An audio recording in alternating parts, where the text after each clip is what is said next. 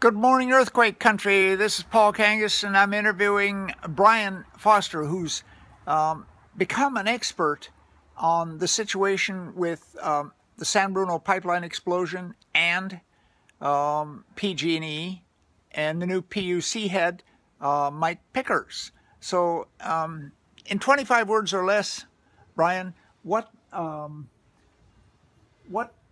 can be done here in this situation? Well, what we can do is get information. The political process runs on information. What's controlled by the companies is their power. So if they control it, they own it. Okay? What we need to understand is that we saw an explosion that occurred because the government allowed PG&E to stop building infrastructure, to stop repairing gas lines, to stop improving the system. After the explosion, I don't know, anyone who watches television or listens to the radio would know that you're being barraged with commercials for almost 2 years now, sometimes 6 of them an hour. They're on television, they're on internet radio, they're on radio. All paid for with the ratepayers' money to tell us what a good job they're doing. In fact, PG&E. What happened is, way back in 2000, we called the Enron scandal. The Enron, yeah. The Enron scandal. They declared bankruptcy, and to save them from that, the directors of the state regulatory agency, the California Public Utilities Commission, granted massive rate increases to them over the last 14 years, one on top of the other, and it's to the point of complete absurdity. The companies now are showing revenues 25% above what they claim are their expenses. That's a 25% profit margin, above highly inflated expenses. And if you look at their profit statement, it's absurd. They haven't spent any money, this is what caused the explosion, on infrastructure, any significant amounts at all. They claim that they've been essentially bankrupt, and yet they have this enormous profit in their statement.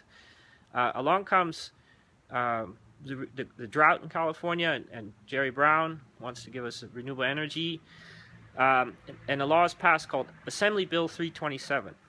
Assembly Bill 327 says that we are promised 30% renewable energy in the near future, and that it's up to that same regulatory commission, the California Public Utilities Commission, to build a platform to get money for that. And in order to do that, they're allowed to give PG&E even greater rate increases. And what's happened is we got nothing in terms of renewable energy, and they got another $1 billion rate increase last year and another $1 billion on the first of this year. So that's what's going on.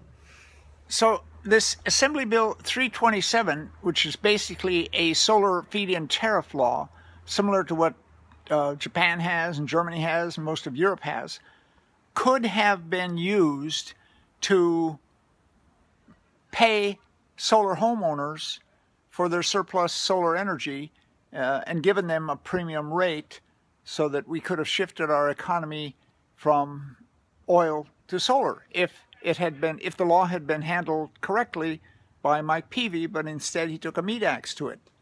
That's exactly what happened. The law says that rates can be increased, and it says that power has to be created from solar power and somehow this is done by what's termed customer generators. This means you and me and your homes or businesses who install solar power, and we're supposed to get paid to do that.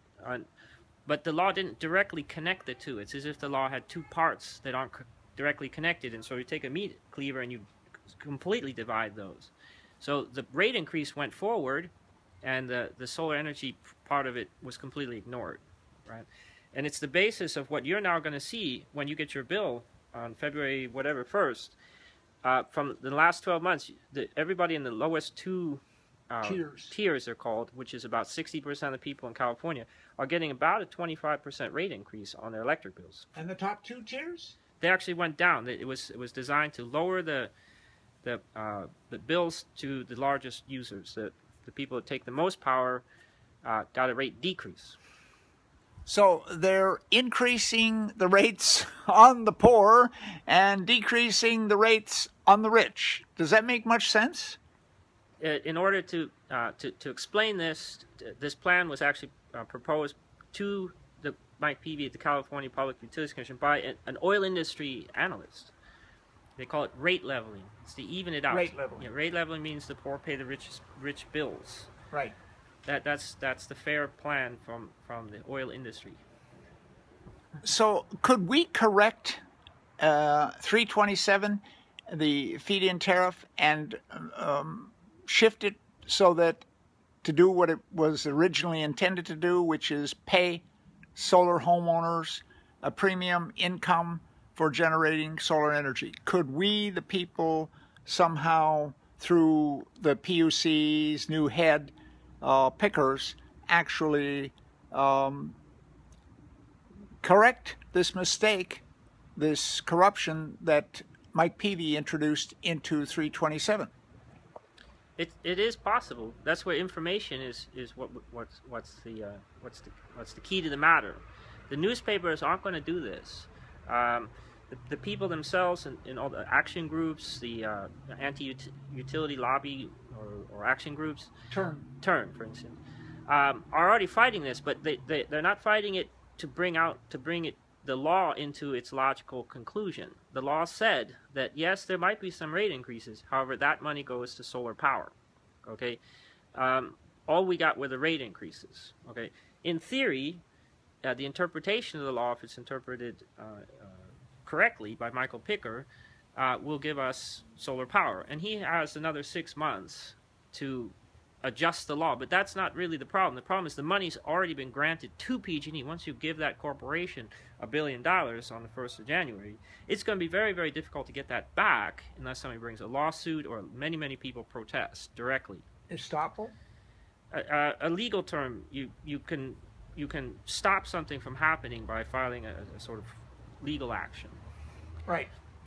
Okay, well, thank you for capsulizing that analysis of Assembly Bill 327, which would have brought California up to speed in generating solar power from rooftops, decentralized, diversified, so that homeowners all over the state, there are already maybe 1 million solar home owners who are already feeding energy onto the grid. And if 327 was enacted properly, we could see another 1 million homeowners install solar panels. But so far, there's no motivation. It's not an attractive investment to put money into solar panels on your roof yet. But this may change in the next, 6 months, you think? We have 6 months. There's another provision in the law for sort of a final analysis or final report on the law. And Michael Picker is now free to do whatever he wants, but is he really free? Without the interest of the population, the people having information, the system usually keeps going on as it has been. Thank you.